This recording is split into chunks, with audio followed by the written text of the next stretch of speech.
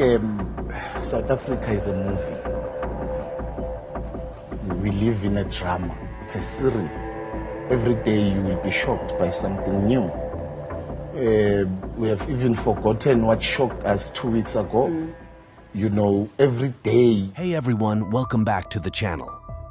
Today we're diving into the scandal surrounding Nosiviwe Mapisa-Nqakula, a prominent South African political figure accused of fraud and corruption. Let's unravel the details of this shocking revelation. Nosiviwe Mapisa, a seasoned politician and former Minister of Defense, found herself embroiled in controversy when allegations of fraud and corruption surfaced. It was revealed that her house had been raided by authorities in connection with these accusations. Reports emerged detailing the raid on Nosiviwe's residence, with law enforcement seizing documents and electronic devices as part of their investigation. The accusations against her sent shockwaves through the political landscape, tarnishing her once impeccable reputation.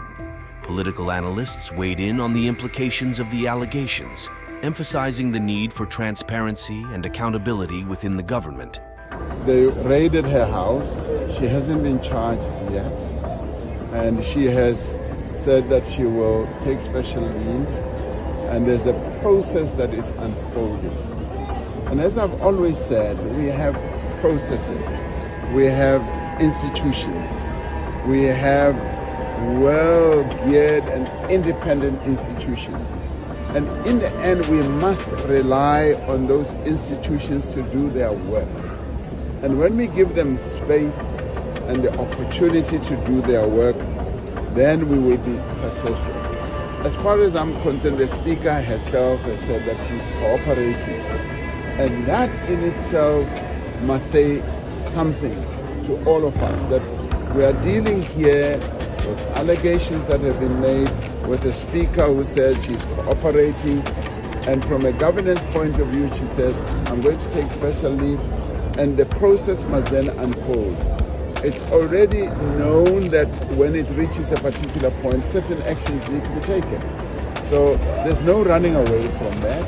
So the matter is being handled, and let's give the institutions that are handling this matter the space to handle this matter.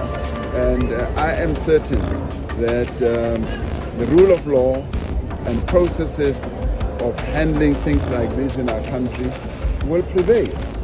So let's allow that to happen. The scandal underscored the pervasive issue of corruption plaguing South Africa's political sphere, prompting calls by political opposition for her to step down. We are sick and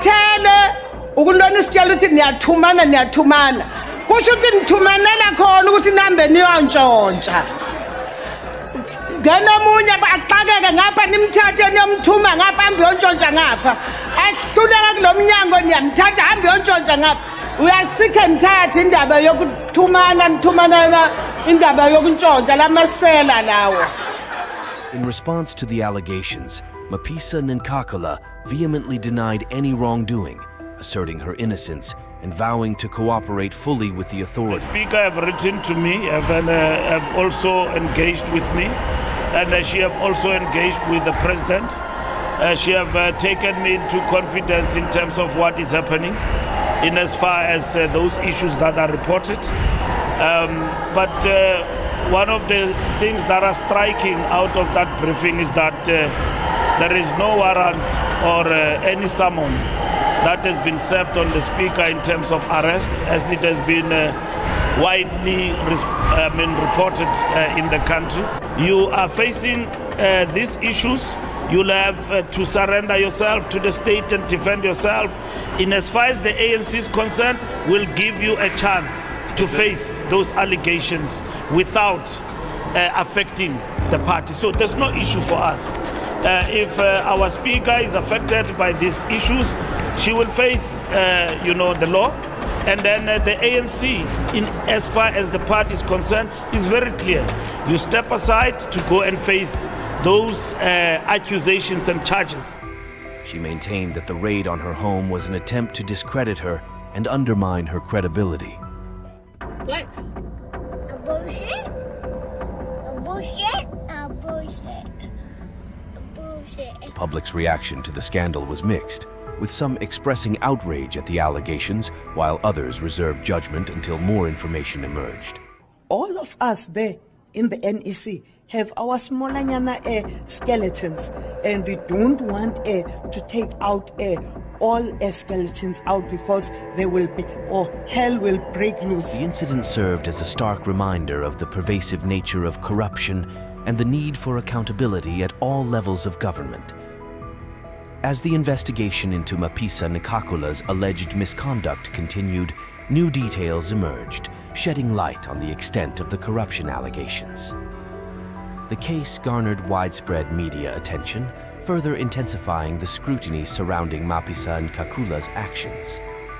In conclusion, the scandal surrounding Nosiviwe Mapisa-Nqakula serves as a sobering reminder of the challenges facing South Africa's political landscape.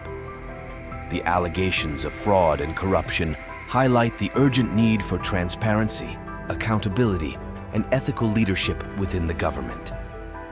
As we await further developments in this unfolding saga, let's remain vigilant in holding our leaders accountable and demanding integrity in public office. We're diving into the latest updates on the shocking murder of South African hip-hop icon, AKA. As the investigation unfolds, new details emerge, shedding light on the sinister plot behind his tragic death.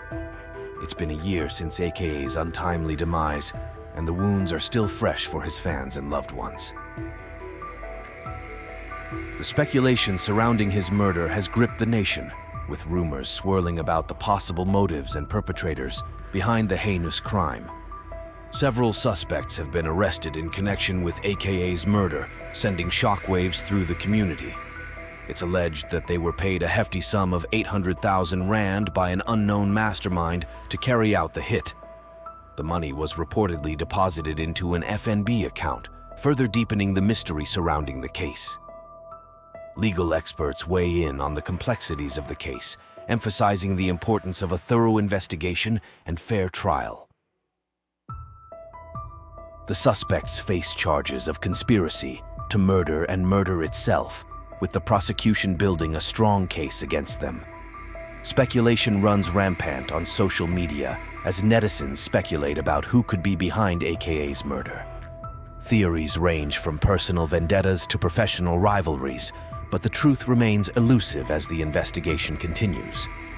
In court, the suspects appear somber as they face the gravity of the charges against them. Witnesses provide chilling testimonies, painting a grim picture of the events leading up to AKA's death. The prosecution presents compelling evidence, linking the suspects to the crime scene and the alleged payment for the hit. Meanwhile, 2 additional suspects who fled to Swaziland are in the process of being extradited to South Africa to face justice.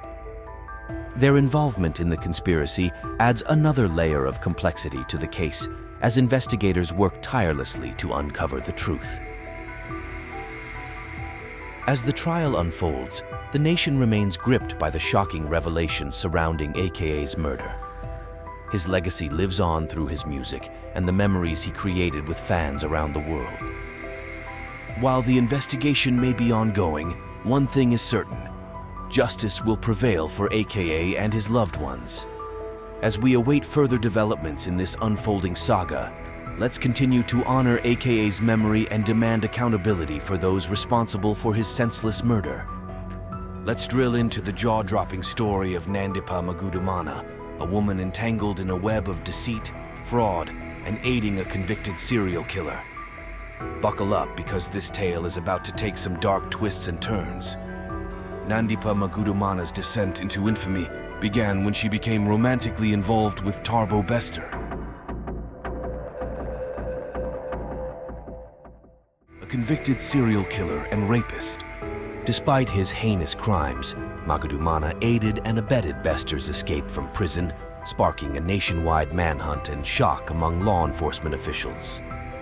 The elaborate scheme detailing Bester's prison break sent shockwaves through the justice system.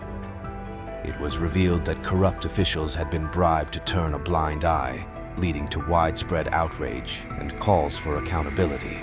Legal experts weigh in on the implications of Magudumana's involvement in Bester's escape, emphasizing the severity of the charges she faces.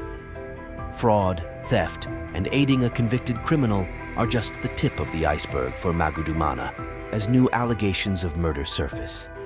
In court, the proceedings are tense as Magudumana and Bester face a barrage of charges. The prosecution presents damning evidence, including testimony from witnesses and forensic experts linking the duo to the crimes. Despite their efforts to evade justice, the truth begins to unravel, revealing the depth of their depravity.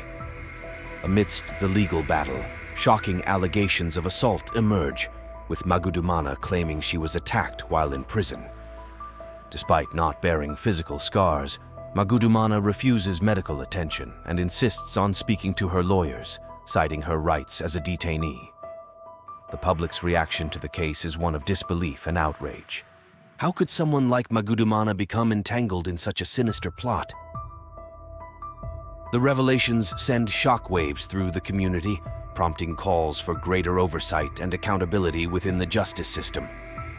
As the trial progresses, the nation awaits with bated breath for justice to be served. Magudumana and Bester's reign of terror may have come to an end, but the scars they've left behind run deep. Only time will tell how this twisted tale will ultimately unfold. As we continue to follow the developments in this gripping saga, let's remember the victims and their families who have been affected by these heinous crimes. May they find solace in the pursuit of justice. We take a deep dive into the political storm surrounding former South African President Jacob Zuma and the newly formed MK Party. From his arrest to the ongoing legal battles, this story is packed with drama and intrigue. The saga began when Jacob Zuma was arrested for defying a constitutional court order to appear before the Zondo Commission, investigating allegations of corruption during his presidency. His arrest sparked protests and divided public opinion, with some rallying behind him while others called for accountability. After spending months behind bars, Zuma was eventually released on medical parole, citing health concerns. His release ignited speculation about his next move and whether he would return to the political arena. But Zuma's legal woes are far from over. He faces a slew of court cases related to corruption charges stemming from his time in office. The outcome of these cases could have significant implications for his political future and the MK Party. In a surprising turn of events, Zuma found support from MK veterans who rallied behind him and endorsed the newly formed MK Party. Their backing bolstered Zuma's political clout and raised eyebrows within the ruling African National Congress, ANC. The formation and registration of the MK Party sent shockwaves through the political landscape, with the ANC challenging its legality in court. The ANC alleges that the MK Party illegally registered with the Independent Electoral Commission, IEC, and is seeking to have it deregistered. The ANC, IEC, and MK Party are now locked in a legal battle in the Electoral Court, where the ANC is fighting to strip the MK Party of its name and prevent it from contesting the upcoming 2024 national and provincial elections. The outcome of this case could reshape the political landscape in South Africa. Political analysts weigh in on the implications of the legal battle, highlighting the tensions between Zuma's supporters and the ANC leadership. The outcome could determine the future direction of South African politics and the balance of power within the ruling party. As the legal drama unfolds, the nation watches with bated breath, eager to see how the story will unfold. Will Jacob Zuma and the MK Party emerge victorious, or will the ANC succeed in their bid to quash their political ambitions? Only time will tell. As we await the verdict, let's remember the importance of transparency, accountability, and the rule of law in shaping the future of our democracy. Thank you for watching. Don't forget to like and subscribe.